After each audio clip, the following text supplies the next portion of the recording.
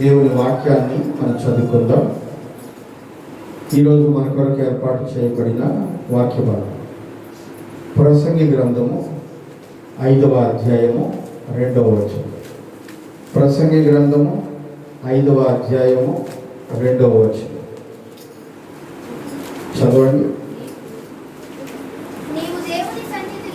నీవు దేవుని సన్నిధిలో అనాలోచనగా పలుకుటకు నీ హృదయమును త్వరపడనీయక నీ నోటిని కాచుకోము.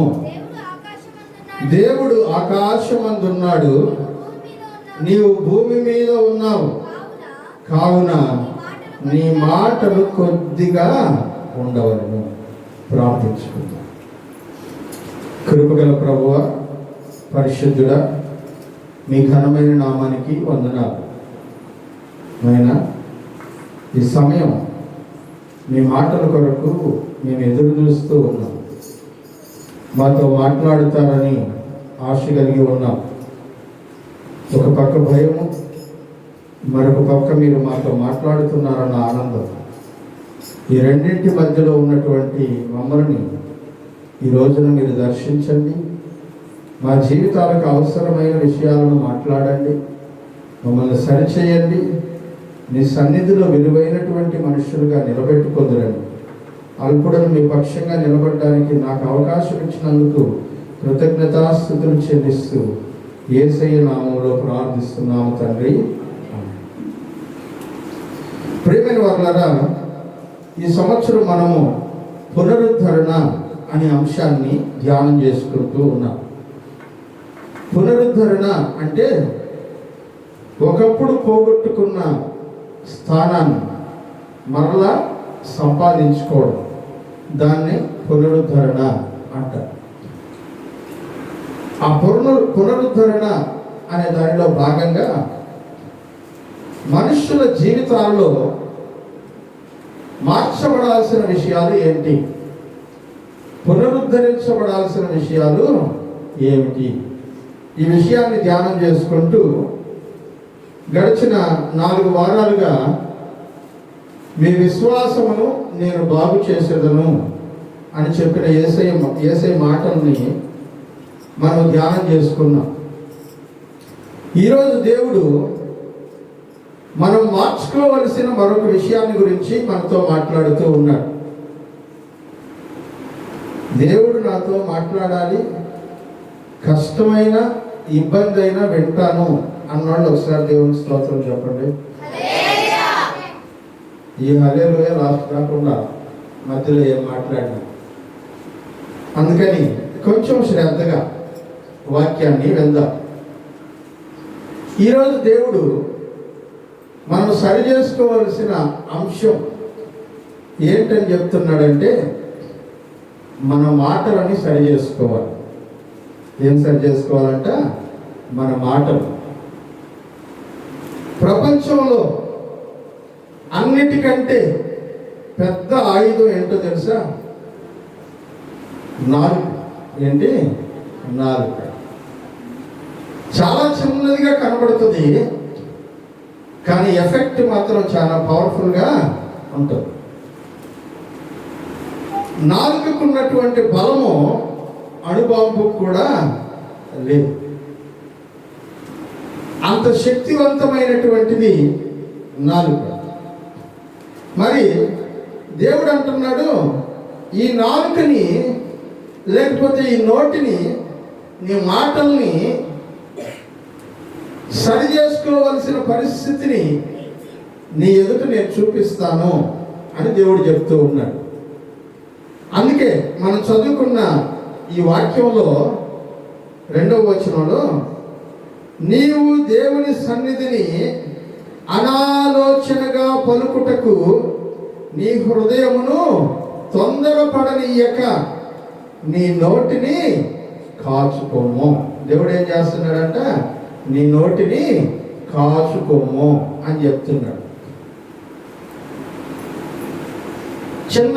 మేము చిన్నప్పుడు, ఇప్పుడు ఎవరన్నా చేస్తున్నారో లేదో నాకు తెలియదు, అప్పుడే పుట్టిన దూడలు ఉంటాయి కదా, దూడలకి మూతికి చిక్కం వేసేవాడు. ఇప్పుడు వేస్తున్నారా? వేస్తుంటారు. ఎందుకంటే అవి నోరు తెరిచి పొరపాటున మట్టి తినేస్తాయి, వాటికి అనారోగ్యం వస్తుంది అని. అలాగే దేవుడు చెప్తూ ఉన్నాడు, మీ నోటికి చిక్కం వేసుకోండి. మనకెందుకు చిక్కం అంటే లోపలికి ఏమన్నా తీసుకుంటామని కాదు, బయటికి ఏమీ రానివ్వకుండా ఉండడానికి. మన నోట్లో నుంచి బయటికి ఏమీ రానివ్వకుండా ఉండడానికి మన నోటికి చిక్కం వేసుకోవడం ఎంత ఇంపార్టెంటో పరిశుద్ధ గ్రంథం చాలా చాలా చోట్ల మనకు తెలియజేస్తుంది. సామెతల గ్రంథాన్ని మీరు చదివితే సామెతల గ్రంథం నిండా మన నోటిని ఎలా కాపాడుకోవాలి అనే విషయాలే మాట్లాడుతూ ఉన్నాయి ప్రియమైనటువంటి వాళ్ళ. కాబట్టి దేవుని సన్నిధిలో మనం ఉంటూ ఉన్నప్పుడు మన నోటిని జాగ్రత్తగా కాపాడుకోమని దేవుని వాక్యం మనకు చెప్తూ ఉన్నప్పుడు అది ఎంత ఇంపార్టెంట్ అనే విషయాన్ని మనము గమనించాలి. అంతేకాదు ఆ వాక్యంలో మరొక మాట అంటున్నాడు, దేవుడు ఆకాశమందు ఉన్నాడు, నువ్వు భూమి మీద ఉన్నావు, కాబట్టి నీ మాటలు ఎలా ఉండాలంట? కొద్దిగా ఉండాలి. నీ మాటలు ఎలా ఉండాలంట? కొద్దిగా ఉండాలి. వాక్యంలో 2-3 వచనాలు ఉన్నాయి, చాలా ముఖ్యమైనవి. విస్తారమైన మాటల్లో దోషం ఉండక మానదు. మీరు కొంచెం నోరు తెరిస్తే బాగుంటుంది. బయట తెరకూడదు, నోరు చర్చిలో తెరవచ్చు మాట్లాడటానికి. మీరు కొంచెం నోరు తెరిచి ఆన్సర్ ఇస్తా ఉంటే బాగుంటుంది. విస్తారమైన మాటల్లో ఏముంటుందంట? దోషము తప్పకుండా ఉంటుంది. దేవుడే చెప్తున్నాడు ఆ మాట. అందుకనే ఈ గ్రంథంలో ఇక్కడ చెప్తున్నాడు, మీరు చాలా జాగ్రత్తగా చాలా కేర్ఫుల్గా ఉండండి. మీరు మాట్లాడేటప్పుడు మీ మాటలు చాలా లిమిటెడ్, కొద్దిగా ఉండాలి. ఎంతవరకు మాట్లాడాలో అంతవరకే మాట్లాడాలి. విస్తారంగా మాట్లాడితే ఏదో ఒక దోషం బయటపడిపోతుంది. తెలియంది ఏదో నువ్వు మాట్లాడేస్తావు, అనవసరమైనది ఏదో నీ నోట్లో నుంచి వచ్చేస్తుంది. దాని వలన ఇందాక మనం కీర్తన గ్రంథంలో చదువుకున్నట్లు అనేకుల జీవితాలు పాడైపోయేటువంటి ఛాన్స్ ఉంది. ఆ శాపము నీ మీదకి నీ కుటుంబాల మీదకి వస్తుంది. కొంచెం జాగ్రత్తగా ఉండు నీ మాటల విషయంలో. ఇది దేవుడు చెప్తున్న మాట. నీ మాటలు కొద్దిగా ఉండాలంట. సామెతల గ్రంథంలోనే మరొక చోట మాట్లాడుతూ అంటాడు, రెఫరెన్స్కి టైం సరిపోదు, అందుకని షార్ట్గా త్వరగా ముగించాలి కనుక చెప్తున్నా. సామెతల గ్రంథంలో మరొక చోట మాట్లాడుతూ దేవుని భక్తుడు అంటూ ఉన్నాడు, మనము మాట్లాడుటకు నిదానించు వారును వినుటకు వేగిన పడువారమునై ఉండాలి అంటాడు. మాట్లాడడానికంట ఏం చేయాలంట? నిదానించాలంట. ఆలోచించి మాట్లాడొచ్చా మాట్లాడకూడదా అని మాట్లాడాలంట. కానీ వినేటప్పుడు మాత్రము ఎంత ఎక్కువగా వింటే అంత మంచిదంట. మనమంతా రివర్స్. ఎదుటోడు చెప్పేది అస్సలేనో, మనం మాట్లాడటమే ఇంపార్టెంట్. ఇదే మన భాష. మన పద్ధతి ఎలా ఉంటుందంటే, వాడు ఒక మాట అడిగితే నేను 10 అడగబడ్డా అని అంటాం. ఇది మన యొక్క ఆలోచన.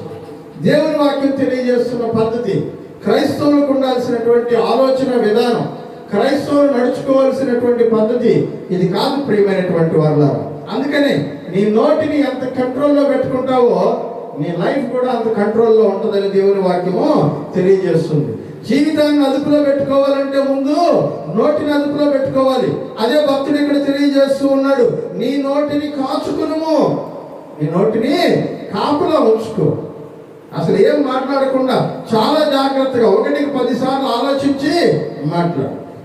ఈరోజు మన మాటలు ఎలా ఉంటున్నాయంటే చాలా నిర్లక్ష్యంగా మాట్లాడుతున్నారు.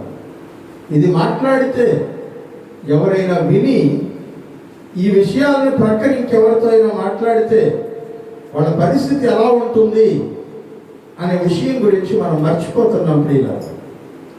మనుషుల మధ్యలో బంధాలు తెగిపోతాయి, అలాంటి మాటలు మాట్లాడుతూ ఉన్నాం మనము అనే విషయం ఆలోచన లేకుండా అనాలోచితంగా మాట్లాడేస్తూ ఉన్నాం.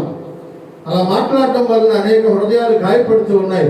అనేక సంబంధాలు తెగిపోతూ ఉన్నాయి. నీతో స్నేహంగా ఉండాల్సిన వాళ్ళు దూరం అయిపోతున్నారు. నీతో ప్రేమగా ఉండాల్సిన వాళ్ళు మాట్లాడలేకపోతూ ఉన్నారు. నీకు సహాయం చేయాల్సిన వాళ్ళు అక్కడ నిలబడి సహాయం చేయలేని పరిస్థితికి వెళ్ళిపోతూ ఉన్నారు. ఇదంతటికి కారణం ఎవరో తెలుసా? అనాలోచితంగా మాట్లాడేటువంటి నీ నోరు. అందుకనే దేవుడు అన్నాడు, నీ నోటిని అదుపులో పెట్టుకొని ఉండు. అయితే ఈ వచనంలో మరొక ముఖ్యమైన విషయాన్ని భక్తుడు తెలియజేస్తున్నాడు. అది ఏమంటున్నాడంటే, నీవు దేవుని సన్నిధిని అనాలోచనగా పలుకుటకు. ఆ లైన్ చదవమా.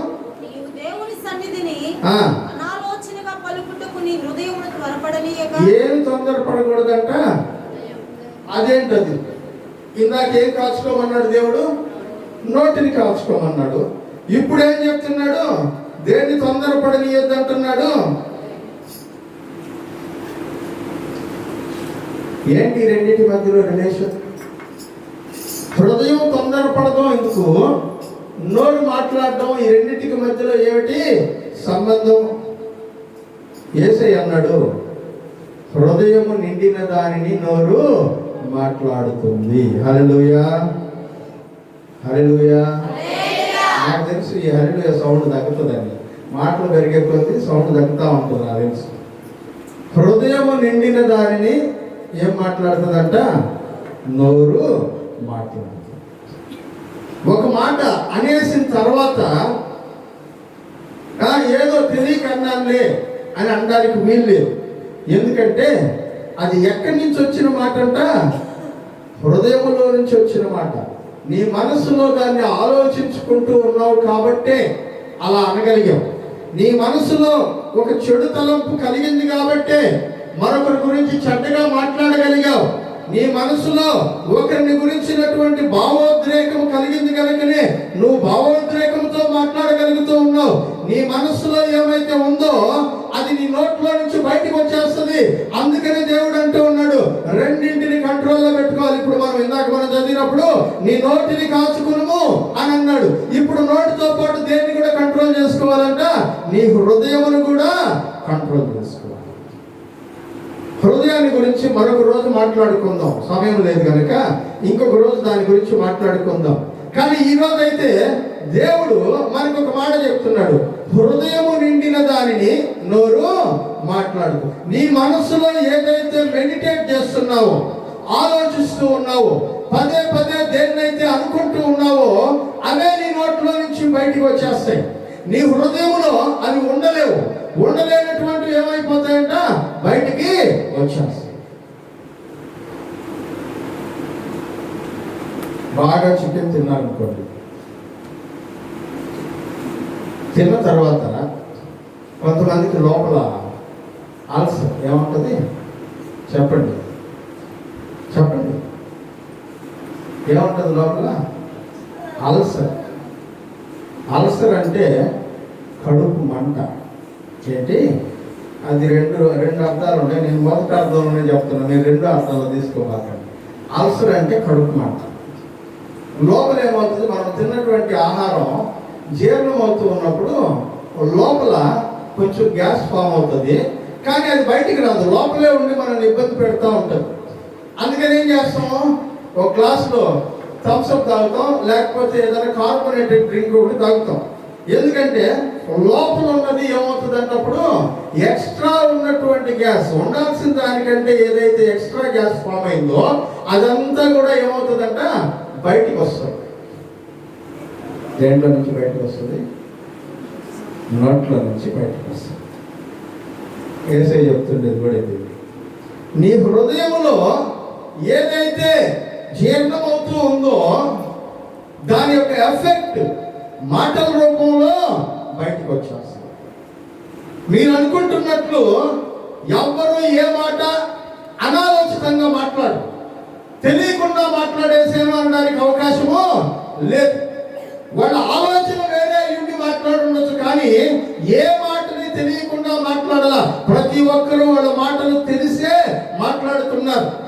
కానీ తెలిసి మాట్లాడుతున్నటువంటి ఈ మాటలన్నిటికీ రేపు దేవుని దగ్గర లెక్క అప్పగించాలి అనే విషయాన్ని మీకు నేను జ్ఞాపకం చేస్తూ ఉన్నాను. అందుకని యేసయ్య అంటాడు, హృదయములో ఏమైతే ఉందో అదే నీ నోట్లో నుంచి బయటికి వెళుతుంది. అంటే నీ మాటలన్నీ ఎక్కడి నుంచి వస్తున్నాయంట? నీ హృదయములో నుంచి. ఇట్స్ ఓవర్ఫ్లోయింగ్ ఆఫ్ హార్ట్ అంట. హృదయము నిండి పొర్లిపోతే బయటికి నోట్లో నుంచి వచ్చేస్తుంది. ఇక లోపల ఉంచుకోలేము. మన భాషలో చెప్పాలంటే కడుపు ఉబ్బరం అంటారు. దీన్ని ఏమంటారు? కడుపు ఉబ్బరం అంటారు. అంటే ఎన్నటువంటి మాటని దాచిపెట్టుకోలేదు, మాట్లాడుతూనే ఉండాలి. ఎవరితో ఒకరికి అర్జెంటుగా చెప్పేయాలి. దానికి వీలైతే 1-2 యాడ్ చేసి మసాలా వేసి చెప్పేయాలి. ఎందుకంటే వాళ్ళ కడుపులో కూడా మళ్ళీ తిప్పాలి కదా. అందుకని వాళ్ళకి వెళ్ళేటప్పుడే మనం కొంచెం మసాలా యాడ్ చేసి ఇస్తాము, వాళ్ళకి లోపల తిప్పాలి, వాళ్ళు ఇంకొకరికి వెళ్ళి చెప్పాలి. ప్రియమైనటువంటి వాళ్ళు, మన నాలుక అదుపులో పెట్టుకోకపోతే చాలా ప్రమాదాలు జరుగుతాయి. చదవండి ఒకసారి మత్తయి సువార్త 15వ అధ్యాయం 18వ వచనం. మత్తయి సువార్త 15వ అధ్యాయం 18. చదువు. నోట నుండి బయటకు వచ్చినవి చాలు. ఎక్కడి నుంచి వస్తాయంటే నోట్లో నుంచి బయటకు వచ్చేవి హృదయములో నుంచి వస్తాయి. కాబట్టి ఆ హృదయములో నుంచి వచ్చే మాటలు క్లీన్ గా ఉండాలి. నీ నోరు పలికేటప్పుడు పరిశుభ్రమైన మాటలుగా అవి ఉండాలి, కుటిలమైన మాటలుగా ఉండకూడదు. ప్రియమైనటువంటి వాళ్ళ, ఈరోజు దీని గురించి ఇలాగే మాట్లాడుతూ ఉంటే ఇంకొక 2-3 వారాలు మాట్లాడవచ్చు మన నాలుక గురించి. అన్ని వివరాలు బైబిల్ గ్రంథంలో దాని గురించి రాశారు. కానీ ఇంకా కరెక్ట్గా మనకు 10 వారాలే ఉన్నాయి ఈ సంవత్సరంలో. కరెక్ట్గా 10 వారాలు ఈ వారం దాటితే. ఈ 10 వారాల తర్వాత 2020వ సంవత్సరం పూర్తయి 21లోకి వెళ్ళిపోతాం. అంటే ఇంకా 10 వర్తమానాలు మాత్రమే ప్రసంగించడానికి అవకాశం ఉంది. కానీ పునరుద్ధరణ అనే ఈ అంశం మీద 52 వర్తమానాలు సిద్ధపరిచి ఉన్నారు. ఈ 52 వర్తమానాల్లో ఈరోజు చెప్తుండేది 29వ వాక్యం. అంటే ఇంకా 23 వాక్యాలు అలాగే చెప్పాల్సినవి ఉన్నాయి. వాటిని కంబైన్ చేసి చెప్తే కానీ త్వరగా ఇది పూర్తయ్యే అవకాశం లేదు. కనుక చాలా ఫాస్ట్గా తొందరగా ఒక్కొక్క రోజు ఒక్కొక్క అంశాన్ని తీసుకుని క్లోజ్ చేయడానికి ప్రయత్నం చేద్దాం. ఇప్పుడు ఈ మాటల విషయంలో మనం ఎక్కడెక్కడ ఎలా బిహేవ్ చేయాలి, ఎక్కడెక్కడ ఎలా మాట్లాడాలి అనేటువంటి దాని గురించి ఈ రోజున ధ్యానం చేసుకుని ఈ భాగాన్ని ముగించే ప్రయత్నం చేద్దాం. మొదటిది ప్రసంగి గ్రంథం 5వ అధ్యాయం 1వ వచనం చదవండి.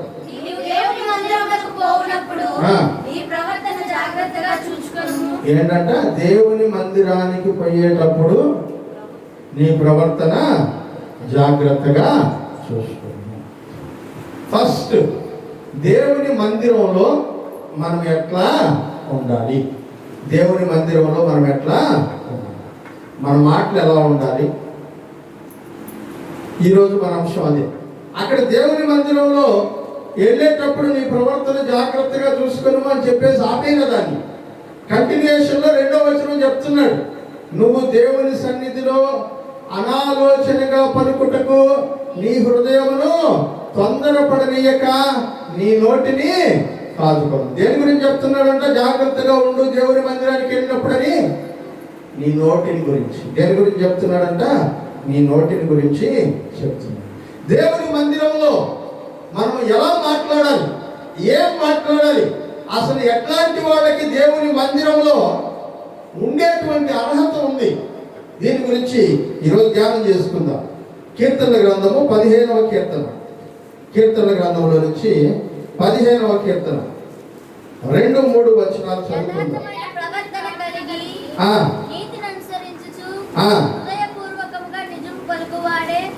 వాక్యంలో చెప్తున్నాడు, యథార్థమైన ప్రవర్తన కలిగి నీతిని అనుసరించుచు హృదయపూర్వకముగా నిజము పలుకువాడే. అట్టివాడు నాలుకతో కొండెములాడడు, తన చెలికానికి కీడు చేయడు, తన పొరుగు వారి మీద నింద మోపడు. ఎవడినా? 1వ వచనం. యెహోవా నీ గుడారములో అతిథిగా ఉండదగిన వాడు ఎవడు? నీ పరిశుద్ధ పర్వతం మీద నివసింపదగిన వాడు.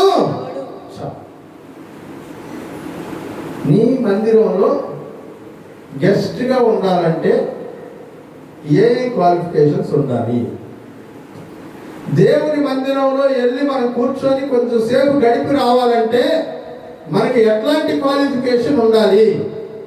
ఈ వాక్యంలో చెప్తున్నాడు, ఈ కీర్తనలో భక్తుడు చెప్తున్నాడు, దేవుని పరిశుద్ధ సన్నిధిలోనికి వెళ్ళి మనం నిలబడి రావాలంటే మనం ఎలాంటి ప్రవర్తన కలిగి ఉండాలి చెప్తున్నాడు. ఆయన అంటున్నాడు, యథార్థమైన ప్రవర్తన కలిగి నీతిని అనుసరించుచు హృదయపూర్వకముగా ఏం చేయాలంట? నిజమును పలుకువాడు. నీ నోరు నీ కంట్రోల్లో ఉండాలి. నీ నోట్లో నుంచి వచ్చే ప్రతి మాట ఏమై ఉండాలంట? నిజమై ఉండాలి. నిజమై ఉండాలి అంటే అర్థం ఏంటో తెలుసా? నువ్వు ఏం విన్నావో దాన్ని మాత్రమే మాట్లాడాలి. ఎక్కడ అడిగినా అదే మాటను చెప్పగలగాలి. ఇది నిజం పలకడం అంటే. ఏది జరిగిందో దాన్ని మాత్రమే చెప్పగలగాలి. ఇందాక మనం చదువుకున్నప్పుడు దాయోగు అనేటువంటి వాడి గురించి విన్నాం కదా. వాడు ఏం చేశాడు? దావీదు వచ్చాడు, ప్రార్థన చేయించుకున్నాడు, వెళ్ళాడు, అంతవరకే చూశాడు. దావీదు అతనితో ఏం మాట్లాడింది ఇతనికి తెలియదు, ఇతనికి ఏం చెప్పింది తెలియదు. కానీ వీడే ఒక స్టోరీ అల్లుకున్నాడు దాని మీద. అక్కడ ఏం జరిగి ఉండొచ్చు, ఏమేమి ఆలోచించుండొచ్చు అనుకుని ఒక స్టోరీ అల్లుకొని ఈ స్టోరీ మొత్తాన్ని సౌలు దగ్గరికి వెళ్ళి చెప్తున్నాడు. ఎక్కడ చెప్పకూడదో అక్కడికి వెళ్ళి చెప్తున్నాడు. సౌలు ఒక రాజు, అతని చేతిలో ఖడ్గం ఉంటుంది, అధికారం ఉంటుంది, ఎవరినైనా చంపగలడు. అనవసరంగా వీడు అలా పలకడం వలన 85 మంది ప్రాణాలు పోయాయి. 85 మంది ప్రాణాలు పోయాయి. అందుకని నువ్వు ఏం విన్నావో ఏం చూసావో దాని గురించే చెప్పాలి. దానికి నువ్వు ఏం కలిపినా దాయోగు ఎలాంటి వాడో నువ్వు కూడా అలాంటి వాడు.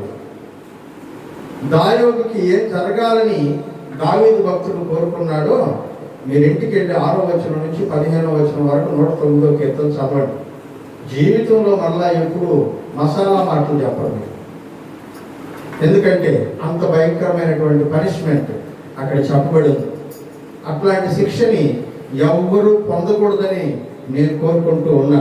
ఎందుకంటే అది చాలా భయంకరమైనటువంటి పనిష్మెంట్. ప్రియమైనటువంటి వాళ్ళ అట్లాంటి జీవితం ఎవ్వరికి రాకూడదు. అట్లాంటి పనిష్మెంట్ ఇవ్వమని దావీదు కోరుకుంటూ ఉన్నాడు. ఇక్కడ ఏమంటున్నాడు? యథార్థమైన ప్రవర్తన కలిగి నీతిని అనుసరించుచు హృదయపూర్వకముగా నిజము మాత్రమే మాట్లాడాలా. అట్లాంటి వాడంట నాలుకతో ఏం చెప్పడంట? కొండములంటే ఇక్కడ మాట అక్కడ, అక్కడ మాట అక్కడ, అక్కడ మాట అక్కడ. కొంతమందికి కడుపులో మాటే నిలవదు. అది లోపల నిలవక ఇక్కడ కాళ్ళను పరిగెత్తిస్తుంటది. ఈ ఇంటి నుంచి ఆ ఇంటికి, ఆ ఇంటి నుంచి ఆ ఇంటికి, ఆ ఇంటి నుంచి ఆ ఇంటికి. ఎంత కేర్ఫుల్గా ఉండాలి నువ్వు మాట్లాడేటప్పుడు. ఆయన అంటున్నాడు, నాలుగుతో కొండెములు చెప్పకూడదు. కొంతమందికి నిజంగానే నాకు చాలా ఆశ్చర్యం కలుగుతుంది. ఇక్కడ 5 నిమిషాలు కూర్చో ఉంటారు. ఇక్కడ ఏదో ఒక పర్సనల్ విషయం మాట్లాడుకుంటే దాన్ని వినేసి ఇంకా అది కంప్లీట్గా కూడా వినే అవకాశం ఉండదు. ఎక్స్ప్లెనేషన్ కూడా తీసుకోరు. ఒక్క థాట్ మనం ఇంకా దాని మీద ఏదో చెప్తారా. మనకంటే పెద్ద సినిమా డైరెక్టర్ ఇంకొకరు ఉండరు.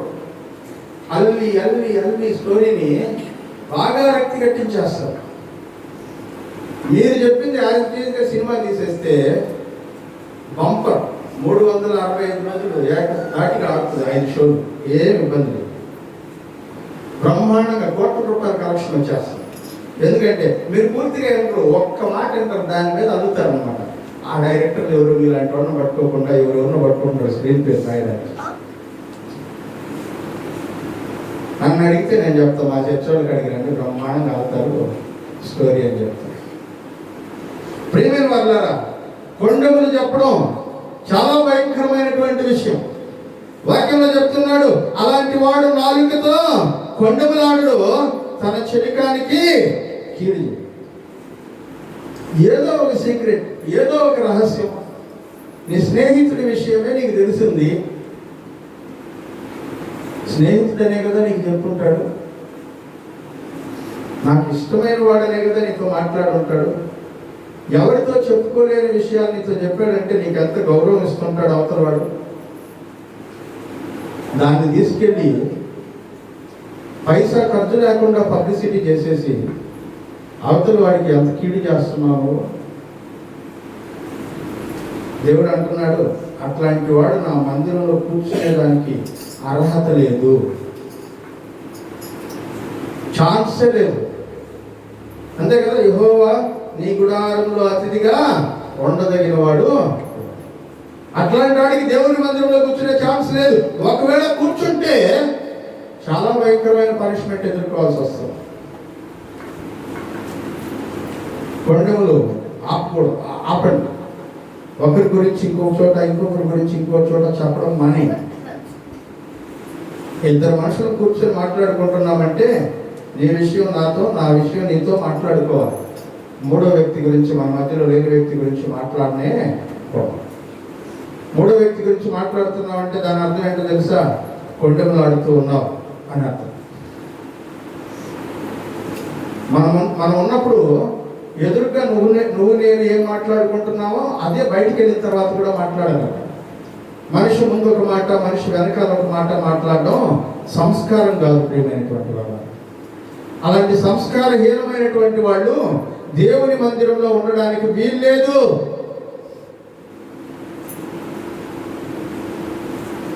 నువ్వు నాకు స్నేహితుడు అని నేను నీకు చెప్పానంటే నువ్వు ఉన్నా స్నేహితుడివే, నువ్వు లేకపోయినా నాకు స్నేహితుడివే.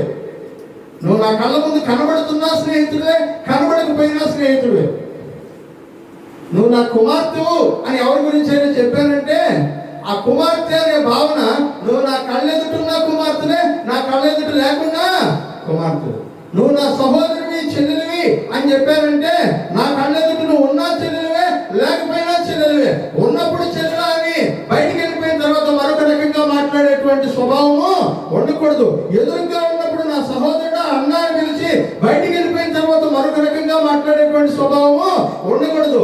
ఎదురుగా ఉన్నప్పుడు నువ్వు నా కుమార్తె లాంటి దానివి అని బయటికి వెళ్ళిపోయిన తర్వాత వాడు మన కళ్ళ ముందు నుంచి వెళ్ళిపోయిన తర్వాత వేరొక విధంగా మాట్లాడకూడదు. అలాంటి వాళ్ళు దేవుని మందిరములో ఉండడానికి అనర్హులు. దేవుని మందిరంలో ఉండడానికి అనర్హులు. ఎందుకంటే వాళ్ళు కీడు చేస్తున్నారు. మీ మాటల వలన మీ శరీరానికి కీడు చేసేటువంటి వారు, మిమ్మల్ని నమ్ముతున్నటువంటి వాళ్ళకి కీడు చేస్తున్నారు, మిమ్మల్ని ప్రేమిస్తున్నటువంటి వాళ్ళకి కీడు చేస్తున్నారు, మీరు స్నేహితులని భావిస్తున్నటువంటి వాళ్ళకి కీడు చేస్తూ ఉన్నారు. మాట తప్పేటువంటి వాడు, పొరుగు వాళ్ళ మీద నిందలేస్తూ బ్రతికేటువంటి వాడు దేవుని సన్నిధిలో ఉండడానికి అవకాశం లేదు. ఎందుకంటే దేవుడు అట్లాంటి వాళ్ళ దగ్గరికి రాని. దేవుడి క్యారెక్టర్ అది కాదు. దేవుని క్యారెక్టర్ ఏంటో ఒకసారి చూద్దాం. సామెతల గ్రంథం 8వ అధ్యాయం. సామెతల గ్రంథం 8వ అధ్యాయం 6 నుంచి 9 వచనాలు. నేను శ్రేష్టమైన సంగతులను చెప్పేదను వినుడి. దేవుని పదాలు ఏం మాట్లాడతాయంట? యథార్థమైన మాటలు పలుకుతాయి. నా నోరు సత్యమైన మాటలు పలుకుతుంది. దుష్టత్వము నా పెదవులకు అసహ్యం. నా నోటి మాటలన్నీ నీతి కలిగినవి. వాటిలో మూర్ఖత్వం లేదు, కుటిలత్వం లేదు. అవన్నీ వివేకికి తేటగా ఉన్నవి, తెలివి నొందిన వారికి యథార్థంగాను. దేవుని మాటలు ఇలా ఉంటాయి. ఇంకో చోట అంటాడు, దేవుని మాటలు మట్టి మూసలో 7 సార్లు వేసి కడిగినంత పవిత్రమైనవి అంటాడు. దేవుని మాటలు ఎలాంటివంట? 7 సార్లు మట్టి మూసలో వేసి కడిగినంత పవిత్రమైనవి. కీర్తనల గ్రంథం 11వ కీర్తన 6వ వచనం. 12వ కీర్తన 6వ వచనం.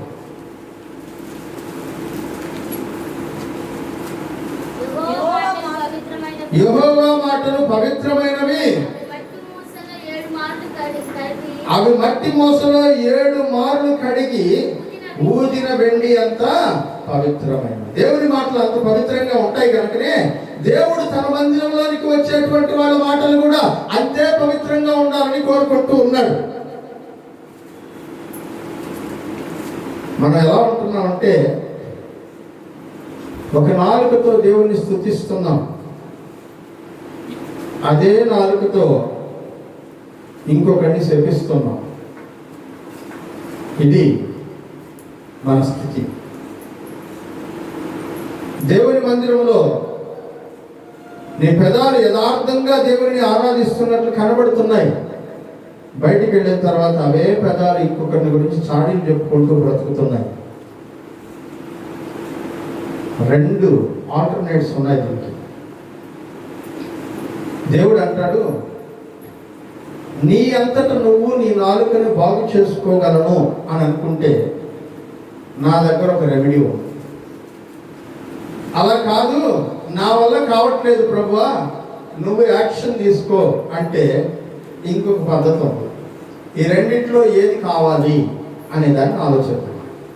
మొదటి యెషయా గ్రంథము 6వ అధ్యాయం. యెషయా గ్రంథము 6వ అధ్యాయం. నీ పెదవులు అపవిత్రములైనవి అని నీకు అనిపించింది. మందిరానికి వచ్చినప్పుడు నీకు అర్థమైంది, దేవుని వాక్యం మాట్లాడుతున్నప్పుడు యెహోవా సన్నిధిలో ఉండడానికి నా పెదవులు తగినటువంటివి కావు అని నీకు అర్థమైంది. అలా అర్థమైనప్పుడు యెషయా అనేటువంటి భక్తుడికి కూడా ఇదే మాట అర్థమైంది. చదవండి, యెషయా గ్రంథం 6వ అధ్యాయం 5వ వచనం. అయ్యో, ఆ మాట వదిలేస్తున్నారండి.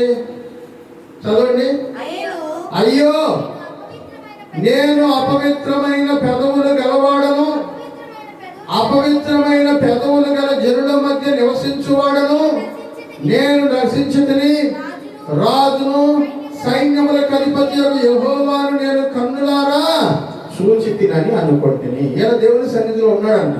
దేవుని సన్నిధిలోకి వెళ్ళగానే ఈయన పెదాలు ఈయనకి ఎలా కనబడ్డాయంట? అపవిత్రమైన పెదాలుగా కనబడ్డాయంట.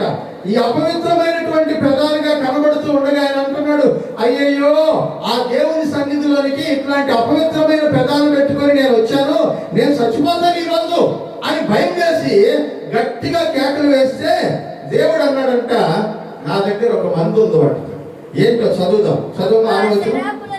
ఆ శరాపులలో ఒకడు తాను బలిపీఠం మీద నుండి కాలుతో తీసిన నిప్పును చేతిలో పట్టుకొని నా యొద్దకు ఎగిరి వచ్చి నా నోటికి దానిని తగిలించి, ఇది నీ పెదవులకు తగిలిన కనుక నీ పాపములకు ప్రాయశ్చిత్తమాయను, నీ దోషము తొలగిపోయెను అని.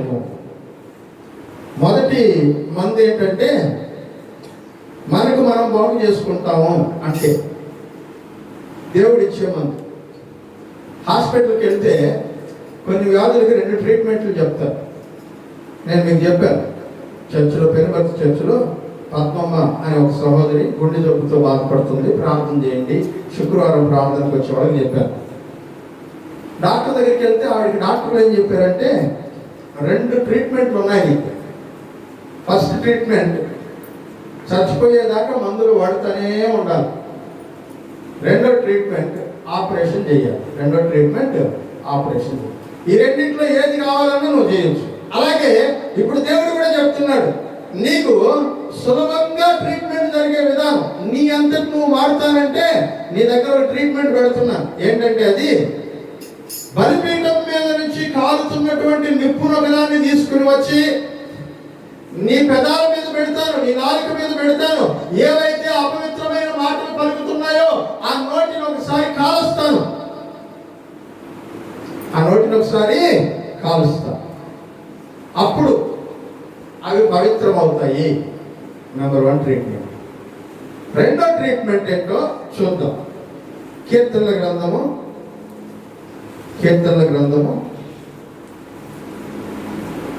12వ అధ్యాయం. కీర్తనల గ్రంథంలో నుంచి 12వ కీర్తన 3వ వచనం. యెహోవా ఇచ్చకములాడు పెదవులన్నింటినీ, బెంకములాడు నాలుకలన్నింటినీ కోసివేయును. ఇది రెండో ట్రీట్మెంట్. ఏ ట్రీట్మెంట్ బాగుంది? మొదటి ట్రీట్మెంట్ నిప్పుతో కాల్చడం. రెండో ట్రీట్మెంట్ అసలు నాలుక పెదాలే లేకుండా కోసిపారి. ఈ రెండిట్లో ఏ ట్రీట్మెంట్ బాగుంది చెప్పండి? మీకు ఏది నచ్చితే అది ఇస్తారు దేవుడు. ఈరోజు మీ మనసులో మీరు ఏ ట్రీట్మెంట్ కావాలనుకుంటే అది వచ్చేస్తుంది అంతే. నేను చెప్తున్నాను కదా, ఖచ్చితంగా జరుగుతుంది. ఏ ట్రీట్మెంట్ కావాలి మీకు? చార్లెస్ స్పర్జన్ అనేటువంటి దైవజనుడు ఈ వచనాల గురించి మాట్లాడుతూ ఆయన ఇలా అన్నాడు, నాలుకే లేకుండా కోసేసుకోవడం కంటే కాల్చుకోవడం మంచిది కదా అన్నాడు. మీకు ఎలా అనిపిస్తుందో నాకు తెలియదు. నాకు కూడా కాల్చుకోవడం మంచిది అనిపిస్తుంది. ఒకసారి ఊహించుకోండి, నాలుగు లేదు పెదాలు లేవు కోసేస్తే మీ ఫేస్ ఎట్లా ఉంటుందో ఒకసారి ఊహించుకోండి. చాలా దారుణం. కానీ రెండిట్లో ఏదో ఒకటి ఖచ్చితంగా జరగాలి. రెండిట్లో ఏదో ఒకటి ఖచ్చితంగా జరగాలి. నువ్వు దేవుని సన్నిధిలో ఉండి నీ నాలుకని, నీ నోటిని, నీ మాటల్ని కంట్రోల్లో పెట్టుకోవాలంటే ఈ రెండిట్లో ఏదో ఒకటి జరగాలి. ఒకటి నీ పెదవులు కాల్చబడాలి, లేకపోతే అవి నరికి వేయబడాలి. నాలుగు రెండు ట్రీట్మెంట్లు రెడీగా ఉన్నాయి అని దేవుడు చెప్తున్నాడు. రెడీ. ఆపరేషన్ కావాలన్నా చేసేస్తాం. కామెలకు ఇంతకుముందు రక్షణ వేసేవాడు పాత రోజుల్లో. ఈ చేతి మీద రక్ష వేసేవాడు కామెలు చూస్తే. ఇప్పుడు కాలంలో అవన్నీ తెలిసే వాడు చాలా తక్కువ మంది. పెద్దవాళ్ళకి తెలుసు. బాగా నిప్పులు కాల్చి దాని మీద వేస్తారు. బాగా కమిలిపోతుంది. కామెలు దాంట్లో నుంచి అందులో ఉన్న విషయం అంతా బయటకు వచ్చేస్తుంది. తర్వాత మానిపోతుంది. కానీ జీవితాంతం ఆ మచ్చలాగే కనబడుతుంది. అది చూసిన వాడికల్లా ఏమర్థం అవుతుందంటే వీడికి కామెలు వచ్చినాయి, ట్రీట్మెంట్ జరిగింది అని అర్థం అయిపోతుంది. యేసయ్య కూడా నీ పెదవులు కాల్చడం మొదలెడితే ఆ కాల్చినటువంటి మరకలు మచ్చలు అనేక మందికి కనబడతాయి. చూసిన వాడికల్లా అర్థం అవుతుంది దేవుడు వీడి నాలుకని నోటిని కాల్చి బాగు చేశాడు అని అర్థం. రెండవది ఆపరేషన్.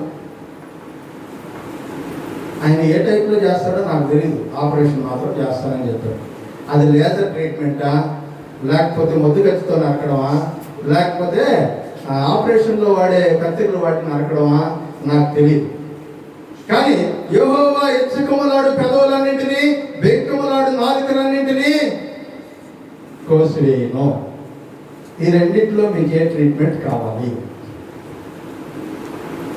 ఈరోజు నిర్ణయం తీసుకోండి. లేదు నా నాలుక చాలా పరిశుద్ధం అని అనుకుంటే దేవుడిని ఏమీ అడగబాకండి. నేను ఎవరితో ఏమీ మాట్లాడడం లేదు, అక్కడికిక్కడికి వెళ్ళి ఏమీ చెప్పట్లేదు. నాకు నా హృదయంలో ఏముందో అది ఎగ్జాక్ట్గా అలాగే మాట్లాడతాను. ఎక్కడన్నా ఏమన్నా చూసి వస్తే దాన్ని కరెక్ట్గా అంతే చెప్తారు. కానీ అటు ఇటు ఏమి యాడ్ చేసి మాట్లాడను. నా నాలుగు చాలా పవిత్రము అని అనుకుంటే మీరు దేవుడిని ఏమి అడగబాను. కానీ దేవుడు అన్నిటినీ చూస్తావు. దేవుడు అన్నిటినీ చూస్తావు. పనిష్మెంట్ అయితే తప్పదు. నేను ఈరోజు పూర్తి చేద్దాం అనుకునేది వాక్యం అయ్యేటట్టు లేదు.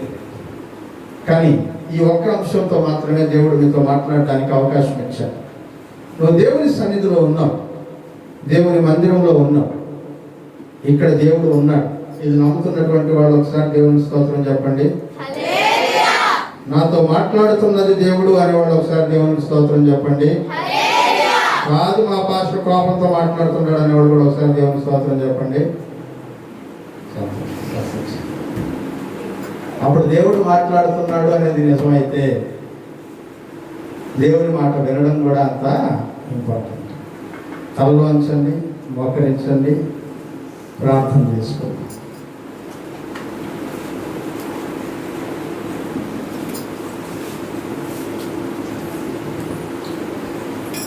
ప్రియమైన సహోదరి,